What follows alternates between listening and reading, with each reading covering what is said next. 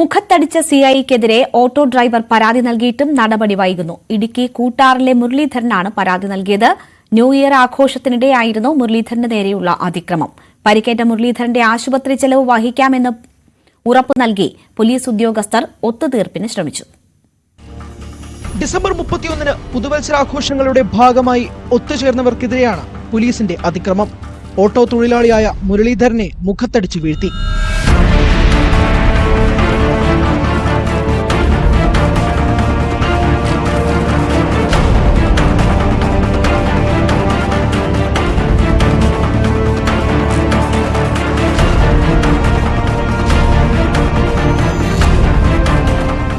മർദ്ദനത്തെ തുടർന്ന് താഴെ വീണ മുരളീധരന്റെ ഒരു പല്ല് പൊട്ടിപ്പോയി.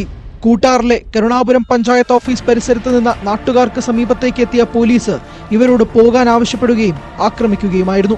സ്വകാര്യ ആശുപത്രിയിൽ ചികിത്സ തേടിയ മുരളീധരന് ചികിത്സാ ചെലവ് നൽകി ഒത്തുതീർപ്പിനും പോലീസ് ശ്രമിച്ചു. രാത്രിയിൽ വാഹനങ്ങൾക്ക് തടസ്സം സൃഷ്ടിച്ച് റോഡിൽ പടക്കം പൊട്ടിക്കുകയും ആഘോഷം നടത്തുകയും ചെയ്തെന്ന് പരാതി ലഭിച്ചെന്നും ഈ വിവരം അന്വേഷിച്ചാണ് അവിടെ എത്തിയതെന്നുമാണ് പോലീസിന്റെ വിശദീകരണം. മുരളീധരൻ ഡിവൈഎസ്പിക്ക് നൽകിയ പരാതിയിൽ തുടർ നടപടികൾ ഉണ്ടായില്ല. CCTV ദൃശ്യങ്ങളടക്കം പുറത്തുവന്നതോടെ സംഭവത്തിൽ അടിയന്തര അന്വേഷണം നടത്തി റിപ്പോർട്ട് നൽകാൻ ഇടുക്കി SP TK വിഷ്ണു പ്രദീപ് നിർദ്ദേശം നൽകി. ന്യൂസ് 18 ഇടുക്കി.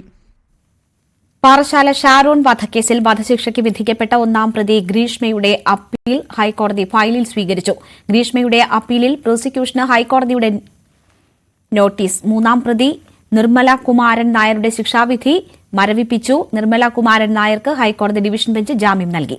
തെളിവുകൾ പരിഗണിക്കുന്നതിൽ വിചാരണ കോടതിക്ക് വീഴ്ച പറ്റി. നെയ്യാറ്റിൻകര അഡീഷണൽ സെഷൻസ് കോടതിക്ക് വിചാരണ നടത്താനുള്ള അധികാരമില്ല. ജ്യൂസിൽ പാരസെറ്റമോൾ മിക്സ് ചെയ്തുവെന്ന് ശാസ്ത്രീയമായി കണ്ടെത്തിയിട്ടില്ല.